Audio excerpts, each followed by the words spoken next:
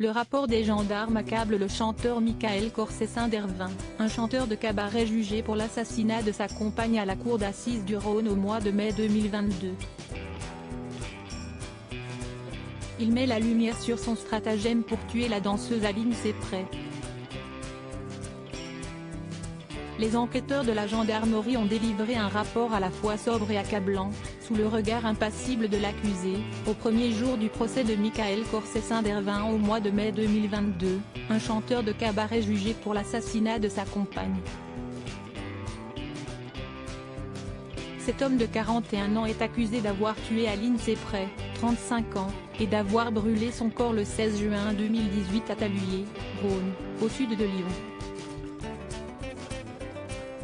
Selon l'accusation, ce boulanger de métier, qui s'est reconverti comme DJ en Picardie avant de se produire comme chanteur, avait prémédité son acte. En exposant les éléments matériels de leurs investigations, les gendarmes ont notamment indiqué que des traces d'amitriptyline avaient été détectées dans 2 verres posés sur l'évier de la cuisine du couple. Il s'agit d'une molécule présente dans le Laroxyl et dont l'effet sédatif peut être augmenté par l'alcool. Le médicament était prescrit uniquement à Michael Corsessin, pour ses douleurs consécutives à un accident de voiture. Selon le récit de l'accusé, la jeune femme avait bu un verre de vin rosé et un verre de vodka au sirop de grenadine le soir du drame. Or, des traces de cette substance ont été trouvées dans le corps de la victime, selon les analyses toxicologiques. Le sirop peut masquer l'amertume du produit et elle n'avait pas l'habitude de boire, ont ajouté les enquêteurs.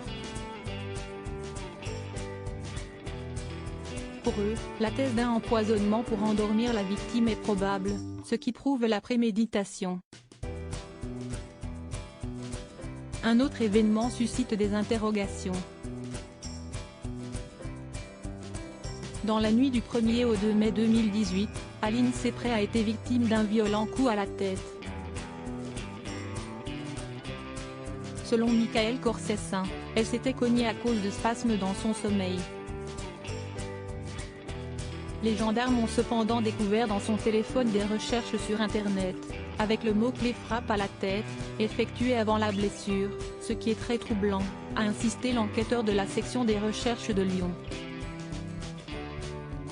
Les gendarmes ont aussi trouvé un pied de biche dans la chambre du couple. Au cours de cette même nuit, Michael Corsessin a envoyé des SMS à Aline dont un dernier message, à minuit 52, lui demandant « Tu reviens bientôt mon cœur ?» À 1h03, il la prenait en photo avec un bandage sur la tête. Selon l'accusation, cet épisode peut s'analyser comme une première tentative d'assassinat qui aurait échoué, avec des circonstances comparables au crime de Taluyer. Un mois après, dans la nuit du 15 au 16 juin 2018, Michael Corsessin a aussi envoyé des SMS à sa compagne pour faire croire qu'elle avait disparu alors qu'elle était déjà morte. Durant l'instruction judiciaire, le chanteur a affirmé avoir commis un geste volontaire en poussant sa compagne dans l'escalier, mais sans intention de lui donner la mort. Il l'a répété au début de l'audience. Il est vrai qu'il y a eu des incohérences dans ce que j'ai pu dire. J'essayais de raccorder mes souvenirs à ce que me disaient les enquêteurs, a-t-il déclaré. Le verdict est tombé le 27 mai 2022, l'accusé Michael Corsessin-Dervin a été condamné à 25 ans de réclusion criminelle pour le meurtre de sa compagne Aline Sepret, 35 ans. La peine a été assortie d'un suivi socio-judiciaire de 5 ans ainsi que d'une interdiction notamment des droits civiques de 10 ans par la cour d'assises du Rhône.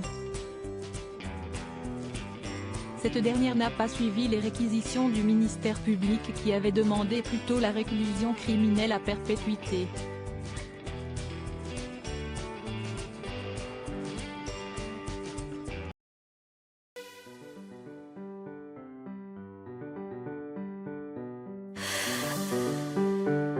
날